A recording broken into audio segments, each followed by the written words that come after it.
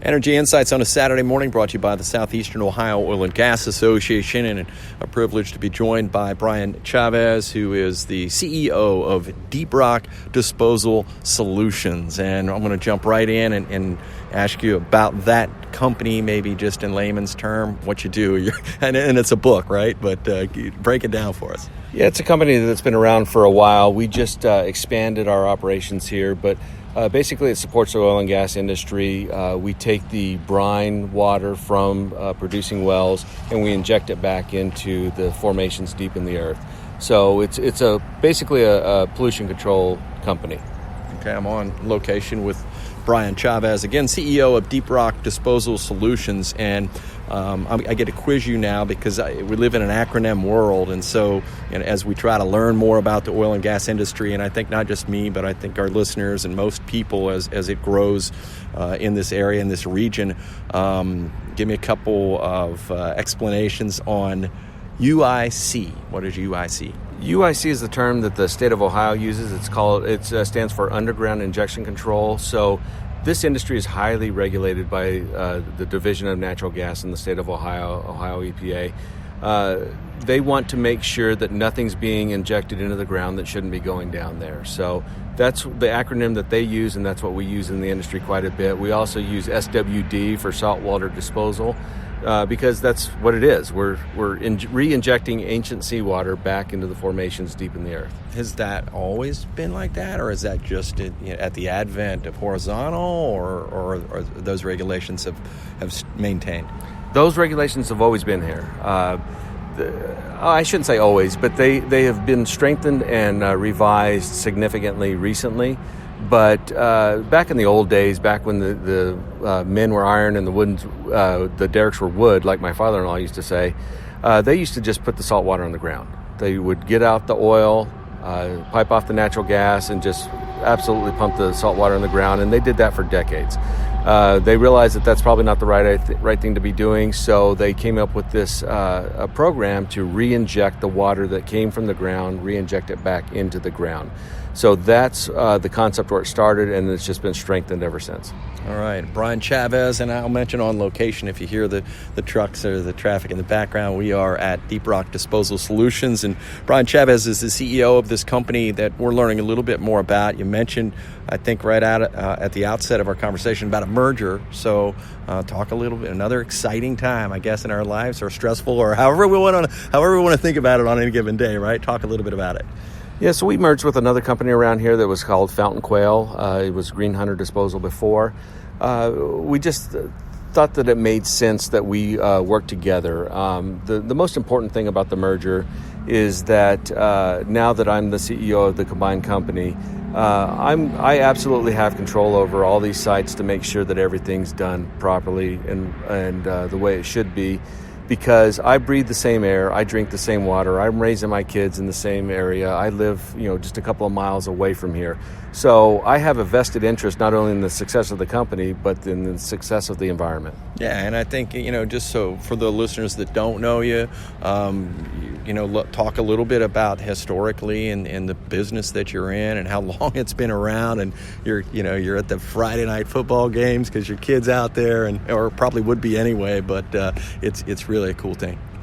Yeah, our traditional business is conventional oil and gas. My in-laws started that. Carl Heinrich and Judy Heinrich started it over 45 years ago. And so that's where everything started here, and that's where we started cutting our teeth on that when we moved back here to Ohio. And you're right, we're a part of the community. Our kids play football. We drive through town. We go to the Friday nights downtown. We have every interest to make sure that this is successful and as clean and environmentally responsible as possible. All right, I want to learn more about the barging industry and the new merger, and we can't do it today because we're out of time, so hopefully we'll get together again next week. Brian Chavez, our guest here on Energy Insights. He's the CEO of Deep Rock Disposal Solutions, and our program you can catch every Saturday right here on the radio. It's brought to you by the Southeastern Ohio Oil and Gas Association. Energy Insights on location today. Deep Rock Disposal Solutions is the site, and I'm with the CEO of that company. That is Brian Chavez, and we spoke previously on Energy Insights, Brian, about the merger recently. So just, give me the front end of that again, and then I'm going to ask you maybe to be a little more specific. So talk about that merger. Yeah, we merged with another company that was called Fountain Quail. They had 4 disposal sites around Ohio and in West Virginia, Dexter City, Ritchie County, Meigs County. So they had a pretty big footprint, and we thought it made sense to combine our efforts and make a company that was able to offer full solutions for the disposal of this ancient seawater that's being produced by a lot of these wells. I mean, the volume is a lot greater now with the horizontal wells than it ever was with the conventional wells. So we're trying to scale up our company to match that demand. So, a couple weeks ago, you introduced me to Casey, and we talked about a guy that you just don't think about, a guy coming in and buying a railroad. It's a very cool thing. Well, buying a barging operation sounds very cool to me as well. But all of us, you got to wake up someday and say, I'm going to buy that barging company. So talk a little bit of why barging. It just makes economical sense to collect the water at some point up the river and use the river as a big railroad, a big roadway that it's been used ever since the inception of this country. That's the easiest way to transport, and there's a lot of items that are transported up and down the river every day. So if we can safely transport brine down to this facility here to be disposed of, that makes economic sense. But what it also does is it takes hundreds of trucks a day off the road. They don't need to be driving through town, down the interstate. They go to a central point somewhere, and it's shipped down here, and we take it, and it doesn't ever cross the path with the general public. All right, and again, I'm kind of relating this to the railroad. Obviously, you've got rail and water and interstate to do this with. But I asked Casey a couple of weeks ago, do you get to be an engineer? So I got to ask, you to get your pilot's license? Is that something that is that on the horizons as far as piloting a boat? No, I'll leave that to the experts. Just not something I would be good at. I think it takes a lot of practice. And all joking aside, it's a highly skilled profession.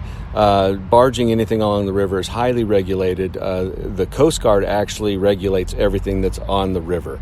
The Corps of Engineers regulates everything that's on the shore, so the receiving facility. Then you also have Ohio Division of Natural Resources and the West Virginia Division of Energy, or Division of Natural Resources over there. Everyone has a stake in it, so everyone's watching, and there's regulations that go with all that. So it is a highly regulated and controlled environment. Oh, that's so fascinating. I guess I didn't realize all the hands or eyes, as it might be, that are on the industry of barging. So when it comes to compliance, holy smokes, you got to go to a whole continuing education course, or is it similar to what if you're hauling the brine on an interstate? Probably way different than if you're on a barge, right? Yeah, there's so many logistical issues that go on there. So they're not just going to be bringing a barge of brine here. They're going to tie a barge of brine onto a bunch of other coal barges and caustic and gravel, whatever else they're transporting up and down. They'll drop it off here, and they'll go on down or upriver to wherever they're going. So there's a lot to it, and we leave that to the experts. We just handle the onshore piece of it and deal with the regulations here, and we make sure that we're taking this ancient seawater that's being produced from these wells, and we put it back down to where it can safely be held. That's fantastic, and I think you already answered this question, but I was going to ask you what makes a guy wake up in the morning and want to do one more thing, but I know it's all related, and at least you know what's happening on this end, and this end, right? Right. So you always look to try to improve yourself, improve your business. This dock already existed here. This location that we're at now was originally a refinery. So they would refine and make gasoline and diesel, and they would pipeline it down to barges, and they would barge it off to the rest of the country. So we knew that existed, and we thought, well, can we use that? So trying to reverse it and say, well, if it can be barged, we can take it in here. So just trying to expand the business and make things more economical but environmentally responsible as well. Because you take all those trucks off the road, that is a very positive impact. All right. If our listeners woke up this morning wanting to learn something new today, you can thank Energy Insights and specifically Brian Chavez. He's our guest, the CEO of Deep Rock Disposal Solutions, and we thank Southeastern Ohio Oil and Gas Association for making it possible. Thank you for listening to Energy Insights, brought to you by the Southeastern Ohio Oil and Gas Association. Tune in every Saturday morning at 9 a.m. on WMOA Local Radio, JAWS Country, and ESPN Radio, as Johnny Wharf brings you your local and inside perspectives going on in the oil and gas industry right here in the Mid-Ohio Valley.